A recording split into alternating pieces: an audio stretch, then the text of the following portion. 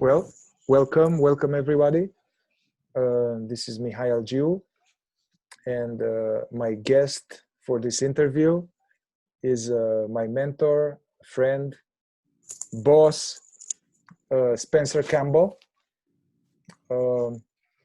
And yeah, this is an idea that I had recently, and the context was that myself, Mihai, but I know Spencer is in the same boat, and I'll let him speak for himself later, but we've both been on a spiritual path since early on, pursuing practices, seeking enlightenment, trying to reach God, that took many shapes and forms, teachings, teachers, practices, and then at some point, after a long time on this journey, for most of this journey, I didn't even know what the word psychotherapist means.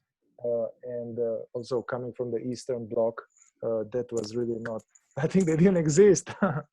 So, and at some point, somehow I found out from movies and all that about this psychotherapist. And then it, from the context of spiritual search and spiritual work, consciousness exploration, that seemed to me like bullshit, basically. It seemed some mental something that is not going to work. And so after some time, I ended up on the mental health, somehow feeling infiltrated in the mental health arena, as having a psychotherapist hat. And somehow there was a whole journey of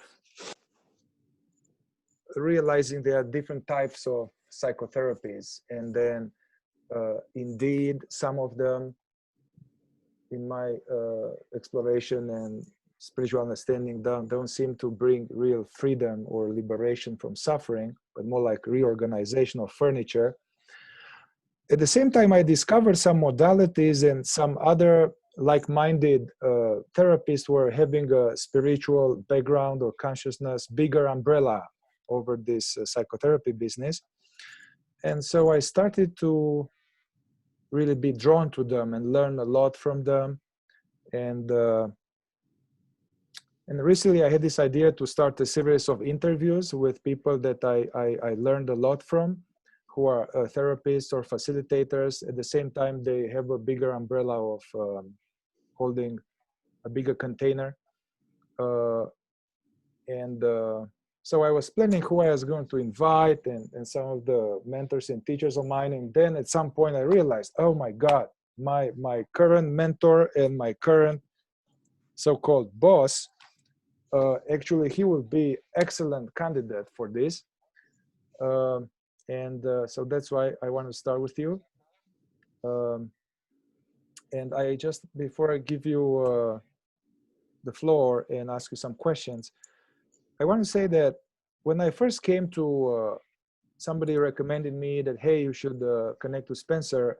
I think you guys might be a good, you resonate, you have similar approach. So, and I thought, sure, yeah, I'll do that. And then I came and I got the address from you, and it was also, I want to say, so Spencer is the founder of a Center for Transformational Psychotherapy here in Grass Valley, Nevada City. Yeah. And but what I was really I really liked that so much that I reached the suite number, and then right there was written Therapy of Awakening. Yes. Therapy of Awakening, which I believe was the name before you switched it to Transformational Psychotherapy. Yes. But this was like, yes, this is it. This is it. This is, I wish I wish I have this logo, you know, because that's my understanding that actually real healing, real therapy needs some type of awakening. And for a long time, I was on this fourth way path, and Gurdjieff was saying that no work can be done in sleep. No change can be done in sleep. So first there's some shift of consciousness. So this is my context. And also some of the audience here probably are familiar with this movement last years of these conferences called Science and Non-Duality. Yes. trying to integrate and merge, and even science is now more on the same page with some ancient truths of Indian sages and Buddhist sages. So science and non-duality. So I would like to call this series of interviews Psychotherapy and Non-Duality. Yeah. Odd bedfellows. What? Odd bedfellows, those two. They can be. And this is why we're talking, Mihai. Yeah. And, you know, yeah, we have so much resonance about these things. And, you know, for me, I came to at least the study of psychotherapy before I met my first enlightened teacher. Huh. And so I didn't even know that was possible yet. I didn't have a concept of it. I was coming from a Vipassana tradition that was pretty much focused on the objects of awareness, with the idea that you were supposed to accept the objects of awareness. And that path, I committed myself very intensely to that path, but it was a profound struggle. And it did emphasize service, and that's how I became interested in psychotherapy, because it did reveal there was a connection between mind and body, or mind and feeling. And the nature of the mind affects how you feel. And so that for me was the very beginnings of a kind of positive metaphysical truth, something that seemed to be verifiable by experience. But because it was only focusing on objects, it was asking of the ego to be able to accept feelings. And I came to realize later that that was a very unfair thing to ask of the ego. Yeah. Hang on, Spencer. Let's slow it down a little bit. And I really appreciate this about you. You are going into a deep end of the pool very fast. Sometimes I'm coming to you, and then I'm like hearing you. I'm like, whoa, I need to close my eyes to really go. So for the audience, to clarify this Vipassana thing, and let's do that. Thanks. So being aware of there are many meditation techniques or spiritual practices where the disciple is instructed to be mindful of thoughts, feelings, sensations, images. So to be aware of this stuff, so in this tradition, be aware of objects, meaning, of course, there's like the computer is an object, but thoughts, feelings, sensations, memories, these are objects. And in the Vipassana path, at least how it came to us now in this century, it was like that, to be aware of this content, consciousness content, and so can you say back now about the ego and it's unfair? Well, yeah. So, I think Vipassana means, the translation is to accept things as they are. And so it's a Theravada or Hinayana tradition. And that involves really, looking at the content and accepting it and accepting it and accepting it until you move through all the content. And then the idea is that then there's a shift into true nature. Yeah. Or we could say in Western philosophy, they call it the subject, or what is aware of the content always. Yeah. Which makes the perception of the content possible. Yeah. But it's not overt in that tradition. And so, I was motivated by a lot of, I joke that I had my midlife crisis in my early 20s. So I was urgently trying to find some kind of peace in life. And, you take somebody like that and put them in this tradition, all of your striving and efforting is going to go into that. So I do these courses, 10-day silent courses. You're meditating cumulatively like 12 hours a day. And you were already on the therapist path at that time? Not yet. Okay. This tradition also, the one I did, it's a Burmese tradition, comes from S.N. Goenka. He really emphasizes selfless service. So everyone who worked at the retreats worked without being paid. There's teachers as well as people that worked in the kitchen, served the retreats. And so for a number of years, I was just sitting and serving those courses, and I became very interested in service. And then it showed me the nature of the mind and how the mind impacts feeling. So then I put it together, and it seemed like therapy would be a good way to help people. And I was interested in, I was in the East Coast at the time, and I became interested in CIAS, which is a program that integrates what they would say is Eastern and Western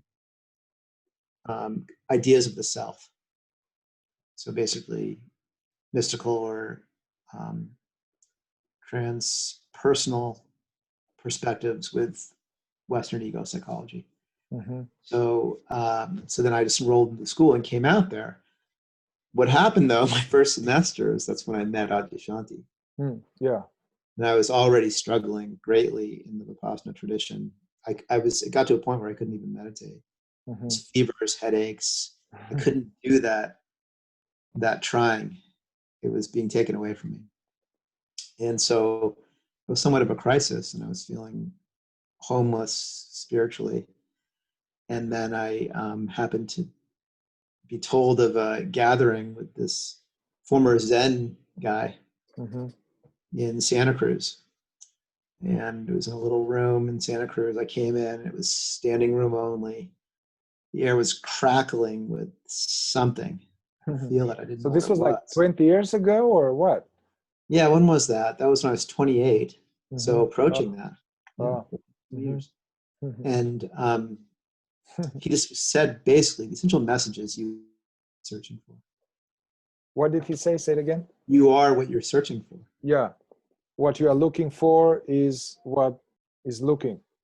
That's right. Rumi said, or somebody said that. Yes. Yeah. And that just stopped me in my tracks. Not just the words. I think maybe I would have skipped over those words in the past, but the feeling of how he said it and how it just resounded with truth. It just pierced through me. I felt like I was plugged into a wall socket or something. Something became activated. And that was when I just started graduate school. But I quickly became disinterested in graduate school and became singularly interested in studying with Adyashanti. And I went to every satsang, every retreat with great intensity for about 5 years. So you stopped pursuing the therapist path? I didn't stop. Oh. But it went with it, but you lost interest. I reconceptualized what it was for me. It became a means to be able to work with people in a structured way. Yeah. I had an intuition that I would shape it to who I am. And the thing that became very clear to me, I just had a question, because it seems like psychotherapy is about helping people be happy, be peaceful, content.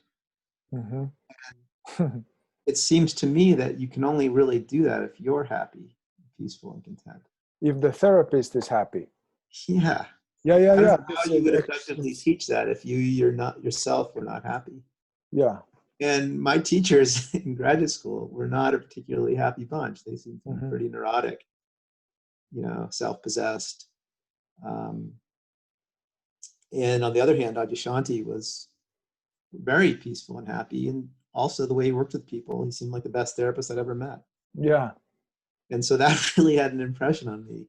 And so I was going through schooling, but I felt like my real education was in studying with him. And that changed over the years. I think I was much more of a purist back then in terms of the non-dual truth and just being about that exclusively. But what became clear in my own path is that there was understanding of awareness of what is prior to and transcends feeling. But I just saw my patterns of struggling, my patterns of, you could say, the ego, just cycling through and recurring and not completely being touched by that process. And so there was a sense that I needed something more. And I wasn't quite clear what that was. And it was that discovery that's very much informed how I relate to this practice of therapy. Yeah. And what it was meeting a succession of teachers that were more and more available for actual relationship, actual personal human intimacy. I mean, Adyashanti was brilliant. He would just come and give these talks, and they just came from source. It was like he was meditating and talking. And there are these profound discourses that would reach thousands of people. But then he would leave, and then it was done. And I, Yeah. you know, formed somewhat of a relationship with him. You needed more exposure. Games You and felt like stuff. exposure, But intimacy with the teacher, with the awakened being. yeah, something that would, because there wasn't really a demand. There wasn't a demand of commitment. There wasn't a relational reflection or demand to feel through certain of my patterning. He would mostly reside in emptiness and say everything's fine, there's no problem. And that was the fundamental teaching. He would move from that occasionally and only subtly, but that was the fundamental teaching. Like you are the witnessing presence, you are the perceiver, Yes. you are not your feeling, not the thoughts, not all this. You are this presence, and that's the way out. That's it. Now, yes, yeah. But he would so still, much. let me say this, Mihai. I'm sorry, let me say this about that, just to complete the circle of it. He would talk about how there's no separation from awareness and feeling. So he would say it's only a conceptual distinction, but the function of his teaching was to point to that awareness. Yeah. The function of his teaching wasn't the actual embodied experiential integration of awareness and feeling or body. And so I was led by this sense that that needed to be touched or met in me, and I didn't know how to do it on my own. And so, you know, coming from a place of really emphasizing abstraction and philosophy, and the non-dual philosophy is in a certain way the highest philosophy. You can't really trump that philosophy because it includes everything. It includes all reality. Yeah. But that pointer wasn't enough for the emotional transformation that it seemed to me to require to live that understanding, to actually embody it and live it in my relationships, in my daily life, how I touch things, and so coming from that place, it was a great surprise to me to eventually land in a guru yoga tradition where, I mean, now that I'm saying it, it seems completely clear, but where it is essentially about relationship. And there's a paradox of relationship because as you feel through your own feelings and are less and less in avoidance of your feelings, there is no separation from the other. There isn't an other. But through that seeming paradox of relationship, that is addressed, met, and dissolves. So that path is what currently informs how I relate to psychotherapy. So for this second leg of the journey, or although the Ashanti was speaking about it, actually feelings are arising consciousness. They are not separate from what we are, but there was more like on the witnessing path, and so you met the current teacher in this new devotional path, and you started to gradually, or to start to embody these truths, you know, and to not just mentally know it, but feel it, and all that. Yeah, and thank you for mentioning feeling, because it's not lost in me that the one who really helped me more than all others was a female enlightened master. Yeah. And what she helped me see in myself was my relationship to feeling. And I was actually using non-dual truths in the service of the avoidance of feeling. To, in a certain way, back up out of or avoid. And so I had an issue with that feminine aspect of being, internally as well as externally. Yeah. And so basically she told me, yeah, you understand a lot here, but you're not feeling anything, you know? And so the process became this koan of what it means to feel. And that is, you know, that's a profound inquiry, what it means to feel and how to feel. That is esoteric ultimately, or not obvious. Yeah. Can I back you here? I want to I will bookmark this because I know this is one of your gold signatures of the way you work with clients, but I want to bring it more like psychotherapy. And Yeah. So my question to you is, because I work with people, and so they come in the office, and then I realize that there are teachings, there are modalities, there are tools, techniques, and all that. But what's very important is the philosophy, my understanding behind working with people. And this understanding in philosophy is about who I am, who they are, what we're doing here, what's the point here. So I'm curious about what is your philosophy when you have a client, whether he is seeking enlightenment or is just a regular person who has some suffering. What's your philosophy, your understanding that guides your processing? God, that's a great question, Mihai. It's a big question too. Yeah. It has a lot of elements to it. Yeah. And it's hard to feel confident that in my ability to understand it intellectually. Huh. Because there's so many elements to it. And I mean, just like this moment, there's so many infinite factors that it's creating this moment even. But like somebody comes, somebody new, somebody nice but young, a little collapsed, a little ailing heart, or I think one guiding principle that feels confirmed by experience is that I'm being used by the universe for a certain function.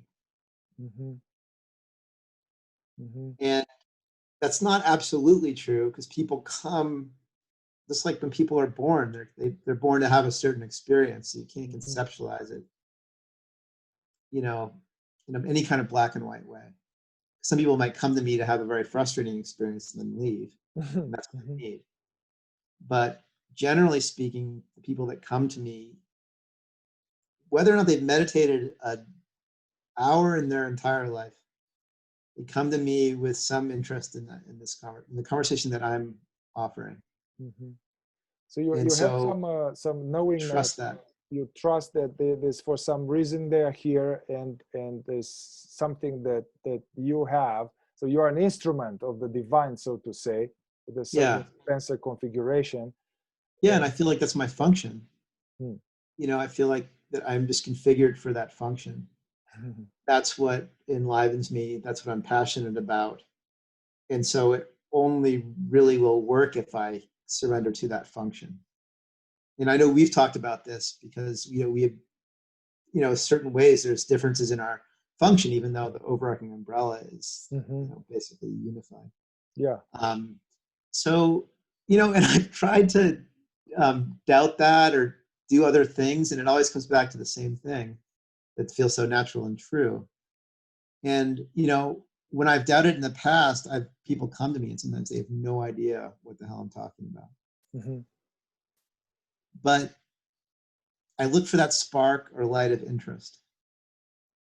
And I also refer back to myself, because when I met Adyashanti, there was an intuition of what he was saying. Something felt really true about it. But in hindsight, I had no fucking idea what he was talking about. Or even Satyama. She'd say to me, feel God. I'm like, what the hell does that mean, feel God? Yeah. And so that became, so it's okay if you don't understand. And so that's less of a deterrent now for me than if I can feel that light of interest in somebody. If the light of interest isn't there, it becomes flat and uninteresting, and then they probably better to do something else. So if you feel this spark, that you feel their interest in the truth or in something that they don't even know what they're interested in, so you feel that connection, there's like it's happening there. So what's the path, or let's say the steps, or the different phases of the treatment, right? You're asking me these questions that I'm smiling because this is like my happiness. It's like the thing I'm most passionate about in myself and with others. It's the same thing. But I guess the way that I slice it up conceptually is that the first order of business is having a bodily emotional taste of what awareness is. A bodily, emotional, kind of crunchy, experiential taste of what awareness is. Yes. what And, you know, presence. we talk about this, I think, in a similar way where through conventionally, almost all of us are trained to think that we're our thoughts and our feelings, Hmm. to identify with our thoughts and feelings, Yeah, to or the struggle with our body. thoughts I'm and the feelings. body, or I'm the mind. I am my feelings. Yeah. Yeah. But this taste of awareness is this taste of what's not that. Yeah. Yeah. This thing that's pervading it that Hmm. we said is prior to it. Hmm. And so sometimes the work is initially getting the taste of that in whatever way. Sometimes guided meditation or just noting it, or and then once that has happened, now we can go into the process of exploring the emotional relationship to that awareness. And this was the thing that was amazing for me to discover personally, Hmm. is that, I mean, even from a number of years of not studying non-duality, I didn't grok that I had an existing emotional relationship to awareness. It was basically formed in relationship to my human parents. Hmm.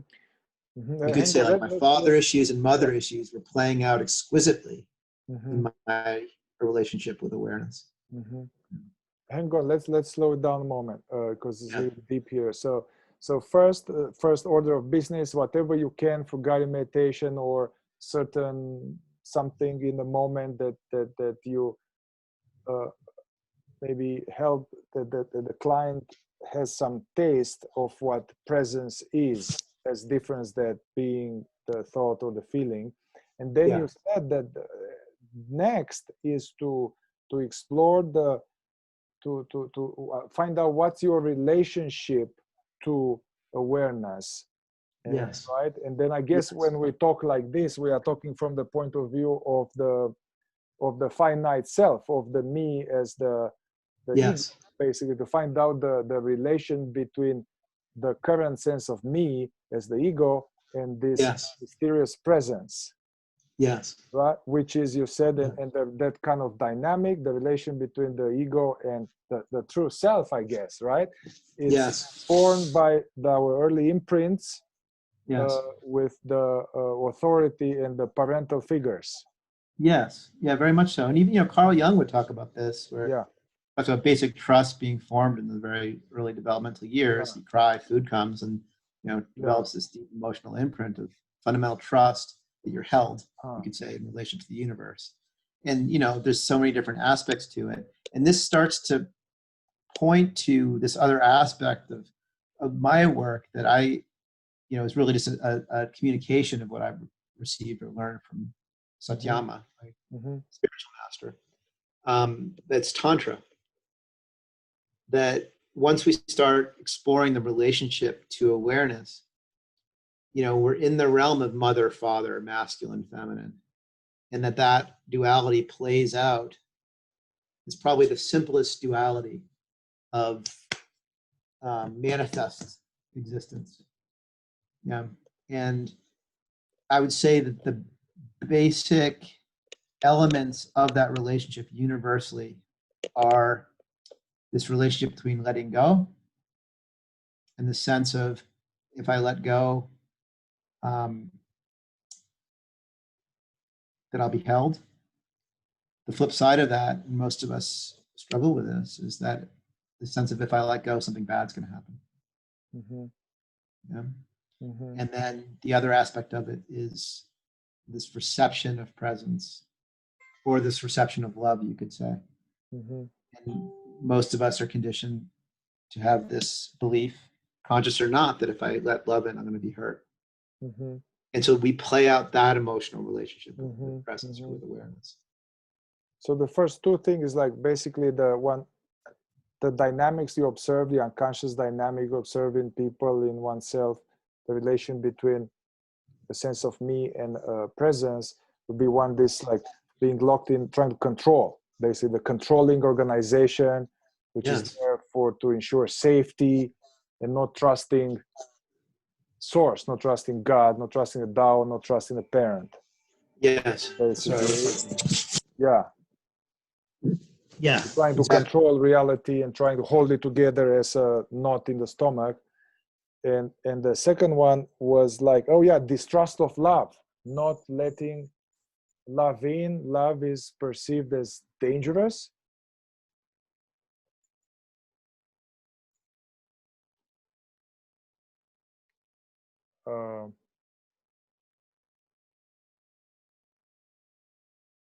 Hello?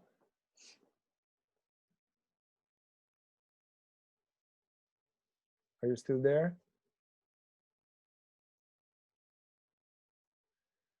Yeah, well, it seems like the conversation is getting very deep. Kind of fried his computer.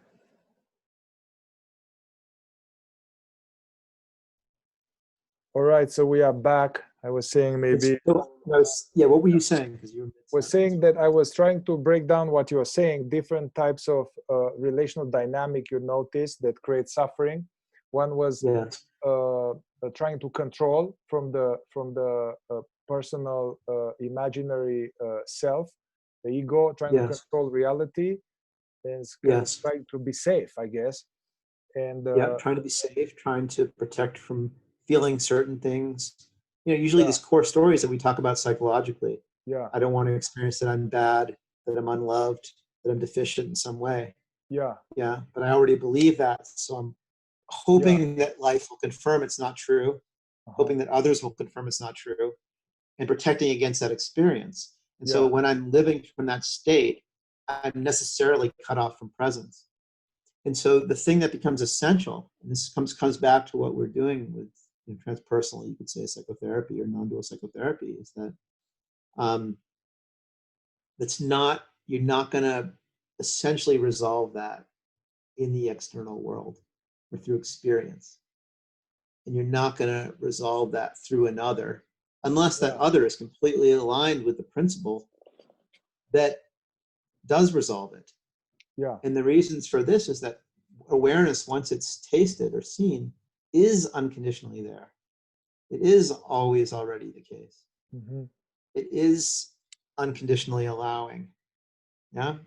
Yeah. It is inherently pleasurable. There's a pleasure that isn't based on experience and it doesn't come and go.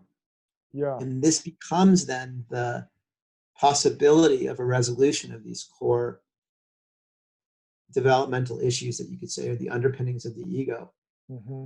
And I would say ultimately, and I think this is where we agree, those structures are only resolved by resorting to something that's outside of its system, of its encapsulated system. Yeah. As Einstein said that the solution is always not at the same level as the problem. Yeah. I want to bring you back to what you said. So there's the controlling aspect, and then you said there's another type of very common wounding and relational dynamic between the me and the presence is that not allowing love in. Yes. Because although it's like what, somehow we feel like, oh, we want this, I want this so much, but then when it's here, it's some kind of, what's up with that? Yeah, no, it's a really great question. And to me, it seems like there's two elements of it. One is open, innocent, vulnerable as young children. Mm-hmm. Then we let in the other, typically a parent, and they weren't present with us all the way. And so there was a sense of being left or hurt. Yeah. Yeah. I use this sometimes that a wounding is like we don't get what we need, or we get what we don't need. Yes. Both. Yes. So there's that sense. Yeah. And so not being met in presence then is a sense of abandonment. Oftentimes when the child gets projected, something's wrong with me. That's why my parent, whether mother or father, isn't present with me. Mm-hmm. For one. And then what it becomes also, which I find really interesting, is that to begin to trust to let presence in requires that I feel myself as I am. Because that's what presence does when I allow it in. It brings consciousness to all of the content of the me. Mm-hmm. And so if I don't want to feel something about myself, I will also be frightened or even terrified to let presence in. Mm-hmm. And that's the price of entry. And this is what I talk to people about. This is the crisis, really, of happiness. The True price happiness. of this being dissolved or absorbed in the aware presence, the price of the entry is to be willing to be courageous and what? Well, to be willing to let presence into me as I am, as I stand. And that can be why I call it a crisis, is that oftentimes we don't want to see what we've been conditioned to become. Yeah. We don't want to feel aspects of ourselves.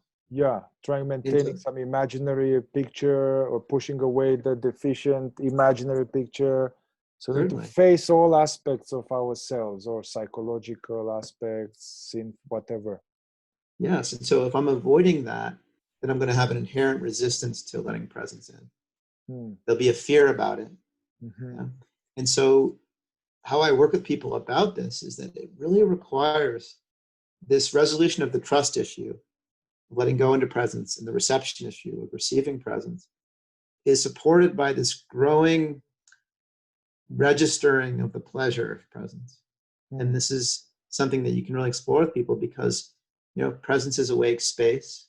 And this is confirmed by science as well. I always say the same thing to my clients, is like atoms are basically 99% space, they don't even touch.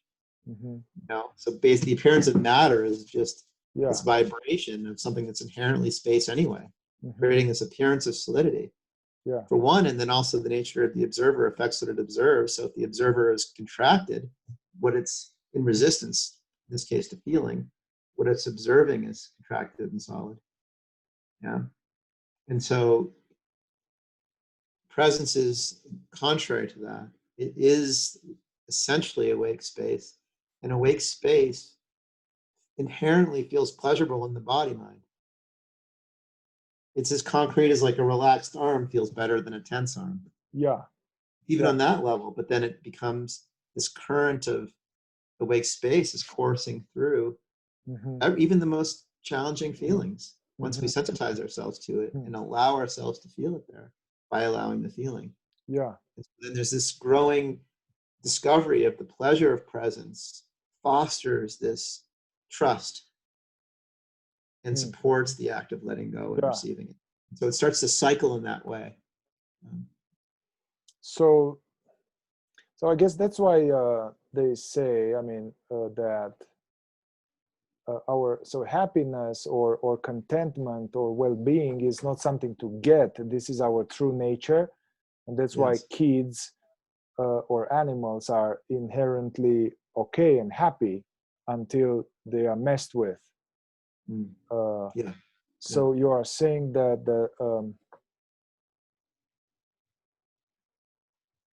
it's I lost it, but this so presence, or the conscious aware alive space, is the soothing, it's soothing element. Yes. The self is a ego soothing, so say self-soothing. Yes. Yeah. And I guess Buddha was talking about taking refuge in awareness, basically, huh? That's right. Yeah. It's trusting awareness. Taking refuge in awareness, although this is from the me taking refuge in awareness. So it seems like it's two, although as we go on this path, there's this rest, take refuge as awareness, or rest as awareness. Yes. Knowingly. Yes, it's rest as it. And and so there is a certain people, you can take clients, sorry to cut you off. No, go ahead. So some of them, they are not interested, they didn't read Ramana Maharishi, they didn't study, they didn't see Adi Ashanti, they didn't meditate, they might not even be interested. There is a sparkle of interest there, they feel you, something is happening. And then, so without studying, without teaching, it's just somehow you are able to create the conditions for them to have these deep insights.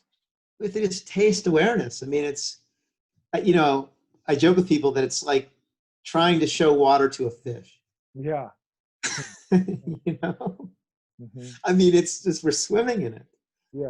Yeah. But a fish doesn't know what water is. It's clear, it's wet. Like, what the hell are you talking about? Yeah. Sometimes you got to get hooked by a fisherman and pulled out of the water.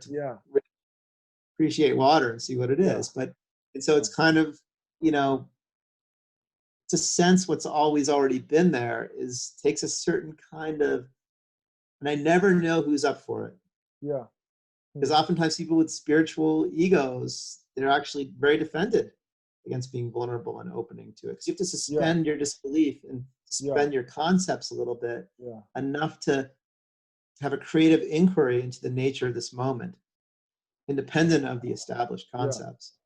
If there can just be a taste of it, it's all you need. It's like a foothold in, and then that paradoxical relationship that dissolves itself can be engaged with.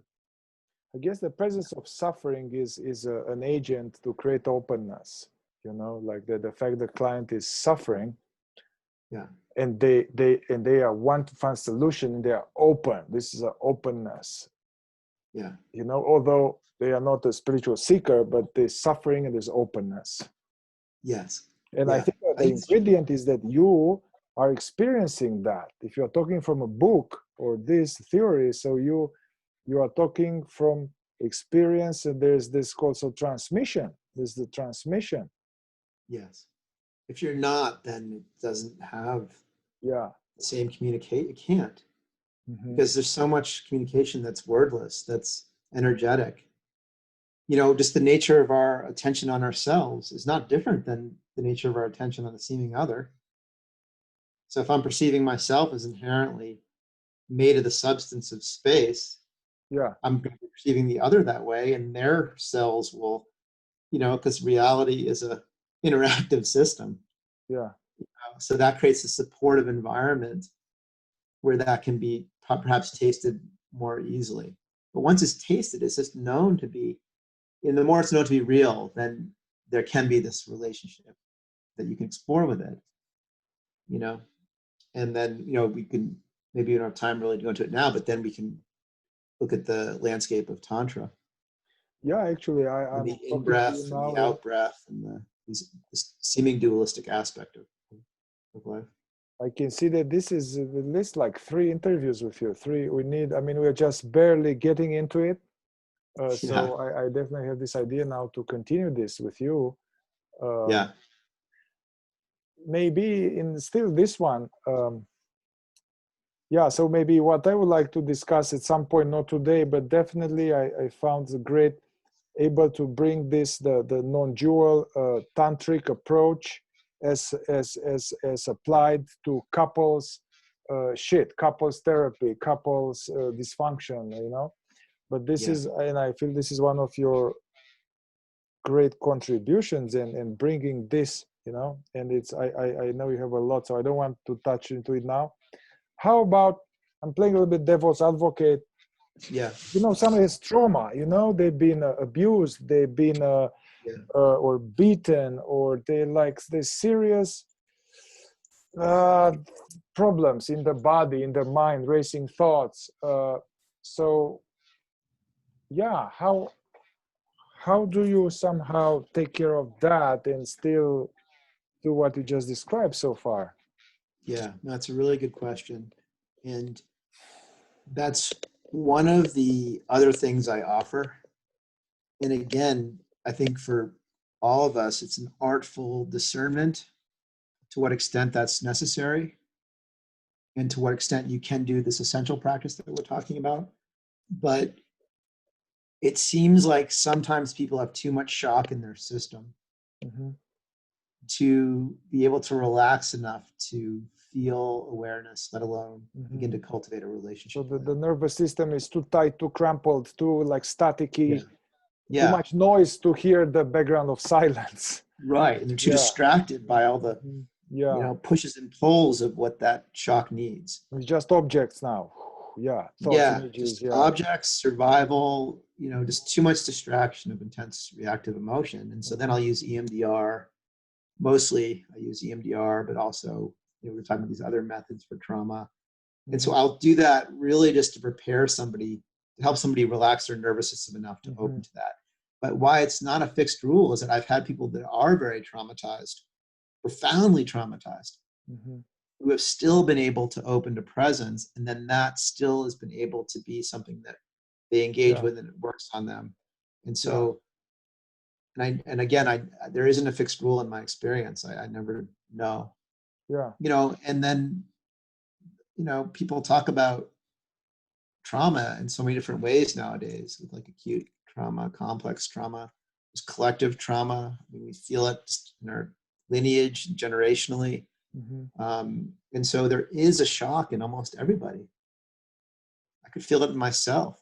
There's this shock that just ultimately can only be soothed at the root by this nurturing, comforting, soothing quality of presence. Nothing else can really touch that deeply. And so it's just in whatever artful way, helping somebody arrive at that place where they can let go into presence and receive presence, into that shock that you could say the me is a state of shock. Yeah, the sense of separation. Yeah. The sense of separation is never going to be happy and content. No, it's based in stark raving fear, essentially survival fear. Yeah. The belief of the need for the separate one to survive. Yeah, so somehow clients, they come to you, maybe might not even know about this, that they might not even know that they are imagining to be separate because they are used to feeling separate. They don't even think about it. And they're coming to your office, and you are looking from the point of view that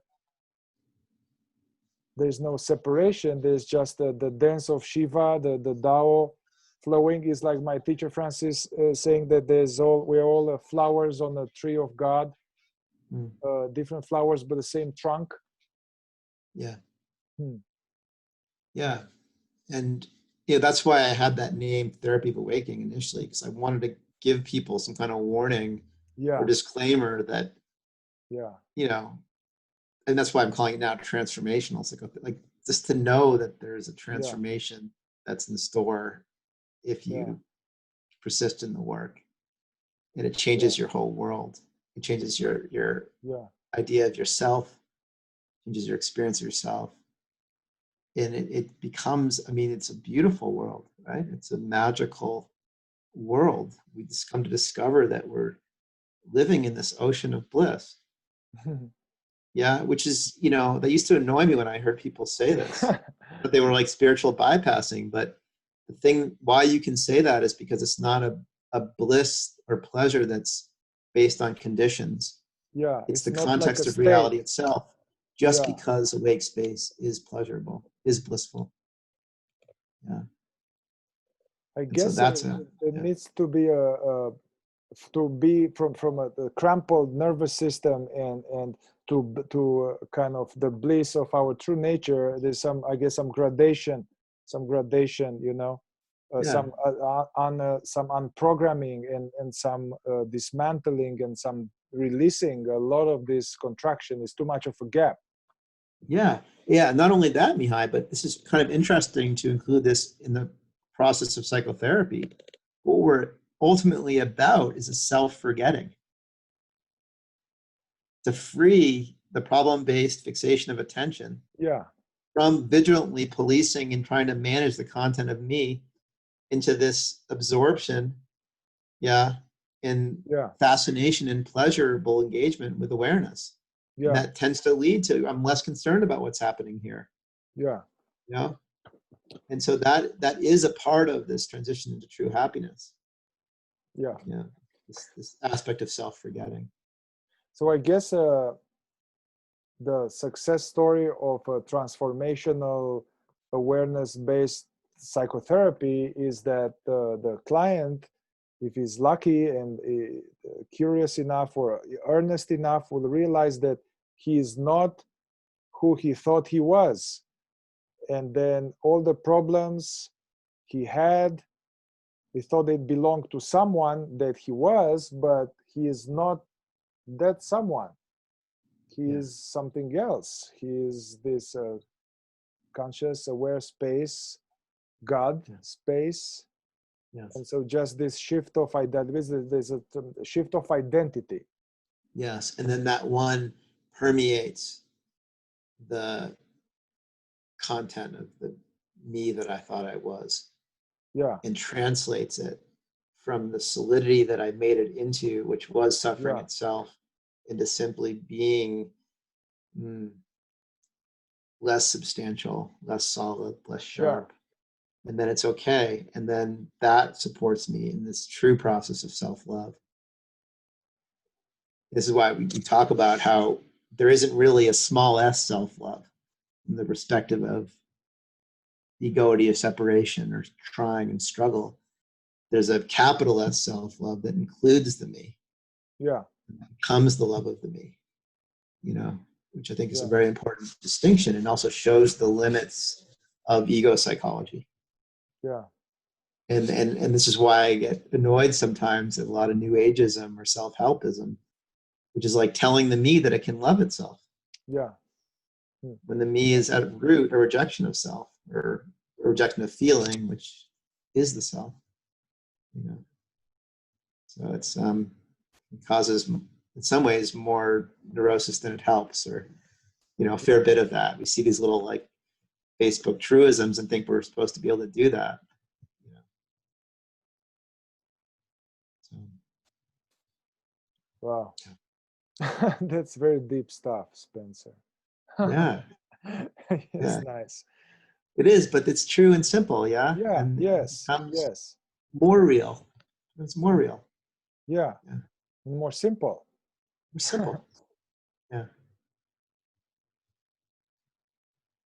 Well, I'm thinking I have so many questions, but I just thought to keep it like, for the time frame, and maybe have some multiple episodes now that we kind of dove into this pool of talking. I think we both love talking about these things. We're both working psychotherapists. We're both lovers of truth. And I just want to say here that I believe you're on the same page. We are not doing this. I'm not doing this to get more clients or to get Spencer more clients. I know you are actually full, and I'm kind of the same. So it's not some broadcasting advertisement. It's more like, it seems that so that we are not hidden, so that this approach of awareness-based transpersonal somatic psychotherapy, where you have this spirituality, consciousness, and processing the wounds and the patterns, and so that this is not hidden, that people know. We just want to know that there is this another way, another stab at psychotherapy that goes beyond the rearranging the mind. And so just people know.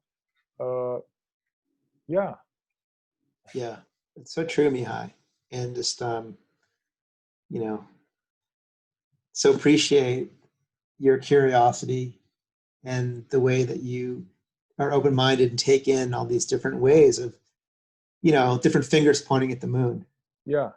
And they're different fingers are helpful for different people, and the point is the moon. And then that passion for all of the ways that can happen for people. And I'm so happy we can share that together and talk about it. And it feels so true to the heart, and it feels like such an important way to be of service, because we look at the world and there's so much suffering and struggle, which is essentially just an externalization of the struggle with the me. So awesome, man. All right. Thank you Wonderful. very much. And good to sit with you, Mihai. All right, bye. I'll see you tomorrow in the office. See you tomorrow. Okay. Ciao.